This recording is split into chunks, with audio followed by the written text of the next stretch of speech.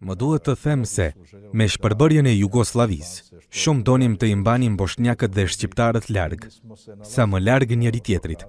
Dhe ne ishim, duhet të themi, në të gjitha pengesat që kishim kur bëhej fjalë për kontaktet tona.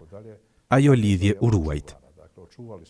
Ne e ruajtëm atë lidhje dhe e mbartëm brenda nesh, sepse kishim të njëjtin fat në këtë rajon, se shqiptarët dhe boshnjakët janë musliman në shumicë.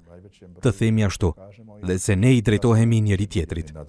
Hvala dragom Bogu, evo, možemo kazati nakon samostalnosti Kosova i naravno Bosne i Hercegovine, gradimo vlastite institucije. Fal Zotit të madhëruar, mund të themi se pas pavarësisë së Kosovës dhe, natyrisht, Bosnjës e Hercegovinës, ne po ndërtojmë institucionet tona, por jemi të vetëdijshëm se duhet të bashkëpunojmë, dhe se është e nevojshme të vendosim marrëdhënie më të ngushta midis dy komuniteteve tona, pra Bashkësisë Islame në Bosnjë e Hercegovinë dhe Bashkësisë Islame në Kosovë, sa më shpejt të jetë e mundur, përmes lidhjeve tona institucionale.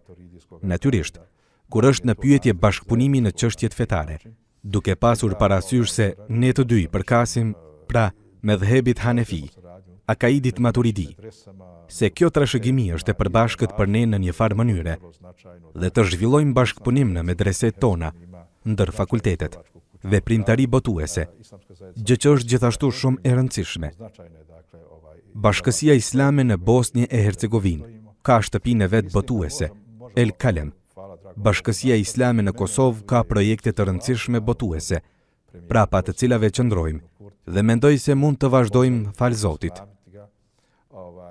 Jam i lumtur dhe këtu dua të falenderoj kryeministrin e Kosovës që Kosova ka hequr vizat për qytetarët e Bosnjës dhe Hercegovinës. Ne boshnjakët jemi veçanërisht të lumtur për këtë dhe shpresojmë që dhe Bosnja dhe Hercegovina të përgjigjet me të njëjtën masë, sepse nuk ka arsye që të ketë një regjim vizash mes dy shteteve tona. Shpresoj se do ta forcojmë bashkëpunimin ton në këtë mënyrë. Ne po përgatitemi, me dëshirë të Zotit, për të vizituar Kosovën. Është dëshira ime të takohem me myftiun Tërnava në Prishtinë, dhe thjesht të jemi në gjendje të flasim për çështje që janë të përbashkëta për ne.